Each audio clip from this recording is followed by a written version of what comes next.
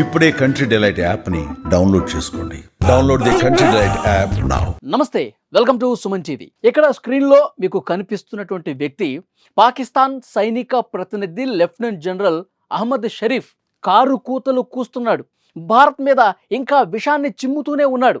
तुम हमारा पानी बंद कर दोगे, हम तुम्हारा सांस बंद कर देंगे. మనం ఎప్పుడైతే పెహల్గాం దాడి జరిగిందో వెంటనే భారతదేశం ప్రతిదాడి చేయలా.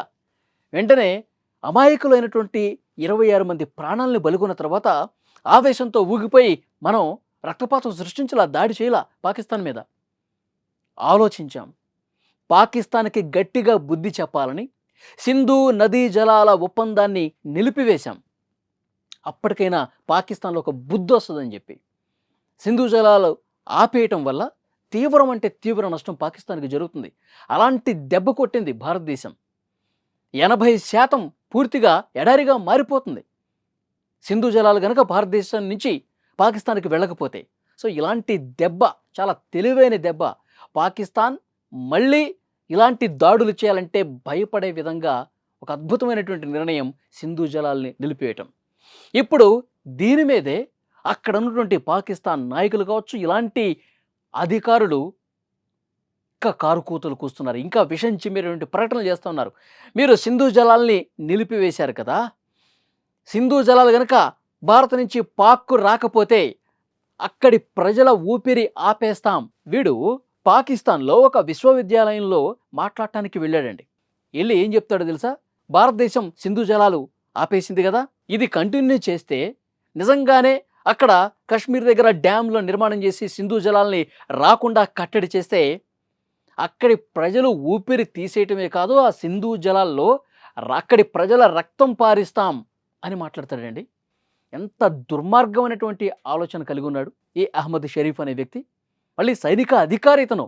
అక్కడి ప్రజలకి ఏం నూరిపోస్తున్నాడు అంటే ఇంకా వాళ్ళని ఏ విధంగా రెచ్చగొడుతున్నాడు చూడండి.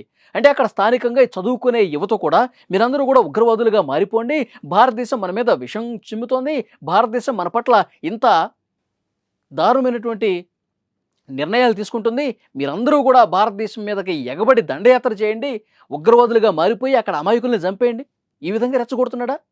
ఎంత దారుణంగా అక్కడ అధికారులు తయారయ్యారంటే, అధికారులే కాదు, నాయకులే కాదు, అక్కడ ఉగ్రవాది లష్కర్-ఇ-తోయిబా చీఫ్ హఫీజ్ సయీద్ అంతకుముందే ఇలాంటి వ్యాఖ్యలు చేశాడు. సింధు జలాల్లో ఆపేస్తే కనుక అక్కడ రక్తం పారిస్తాం, మోడీని లేకుండా చేస్తాం, మోడీని అంతం చేస్తాం, ఇలాంటి ప్రకటనలు చేశాడు. तू कहेगा कि पाकिस्तान का पानी रोकेंगे, कश्मीर के अंदर डैम बना के तुम पाकिस्तान के पानी को रोकोगे, पाकिस्तान की ज़राअत सनत का खात्मा करके पाकिस्तान की मईशत तबाह करके सी पैक के मंसूबे नाकाम करने के लिए तू बढ़ के मारेगा और तू चाहेगा हम चुप रहे? सुन, अगर तू पानी बंद करेगा इंशाअल्लाह हम तेरी ఒక అంతర్జాతీయ ఉగ్రవాదుల హిట్ లిస్ట్లో హఫీజ్ సయీద్ ఉన్నాడు. అతను చేశాడు వ్యాఖ్యలు. అలాంటి వ్యాఖ్యలనే సైనిక అధికారి కూడా చేశాడు అంటే ఇక ఉగ్రవాదులకి సైనిక అధికారులకి తేడా లేదు. క్లియర్గా అర్థమైపోతుంది పిక్చర్.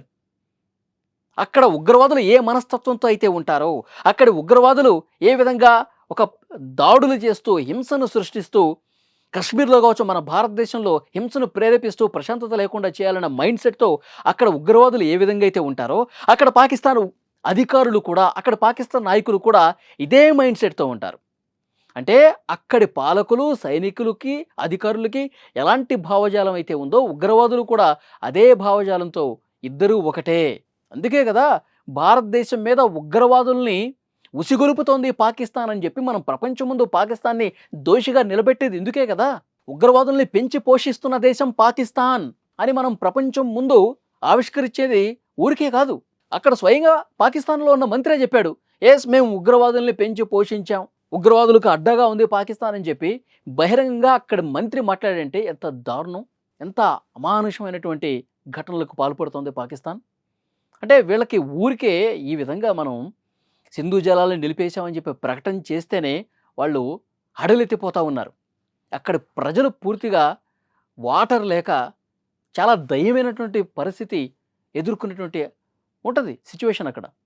అయినప్పటికీ పాకిస్తాన్‌కి ఇంకా బుద్ధి రాకుండా ఉగ్రవాదులు ఏ భావజాలంతో అయితే ఉంటారో అదేవిధంగా అక్కడి యువతను కూడా నూరిపోస్తున్నారండి. అక్కడ మీటింగ్‌లు పెడుతున్నారు, యూనివర్సిటీలకు వెళ్తున్నారు, రోడ్ల మీద చౌరస్తాల దగ్గర మీటింగ్స్ పెడతా ఉన్నారు అక్కడ నాయకులు, అధికారులు. ఇలాంటి వెధవలందరూ కూడా పాకిస్తాన్ భారతదేశం మీద ఇంకా ఆ పాకిస్తాన్‌లో ఉన్నటువంటి యువతను రెచ్చగొడుతూ వాళ్ళ మైండ్ పూర్తిగా కలుషితం చేసేస్తున్నారు.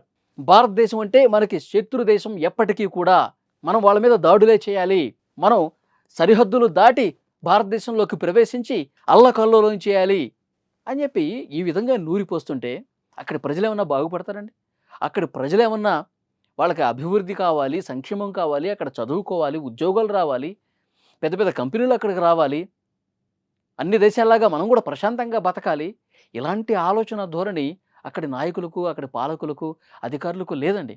ఎంతసేపు అందుకే భారతదేశం కూడా చాలా స్ట్రాటజిక్‌గా ముందుకు పోతోంది. ప్రపంచ బ్యాంకులు అంటే ఆర్థిక సంస్థల నుంచి నిధులు రాకుండా కట్ చేయాలి. మన భారతదేశం కొన్ని బృందాలుగా అఖిలపక్షం నాయకుల్ని దేశ విదేశాలకు పంపిస్తోంది. ప్రపంచం నలుమూలలకి పంపిస్తోంది. పాకిస్తాన్ ఉగ్రవాదుల్ని ఎగదోస్తోంది. ఉగ్రవాదక అడ్డాగా మారిపోయింది. ఇలాంటి పాకిస్తాన్‌కి మనం ఎలాంటి నిధులు ఇవ్వకూడదని చెప్పి మనం రిక్వెస్ట్‌లు పెడుతున్నాం. చాలా దేశాలకు తిరిగి ఆర్థిక సంస్థలను కూడా మనం రిక్వెస్ట్ చేస్తున్నాం. పాకిస్తాన్‌కి మనం సరైన బుద్ధి చెప్పాలి అని. కానీ ఇంకా వీళ్ళు విషం చిమ్ముతూనే ఉన్నారు.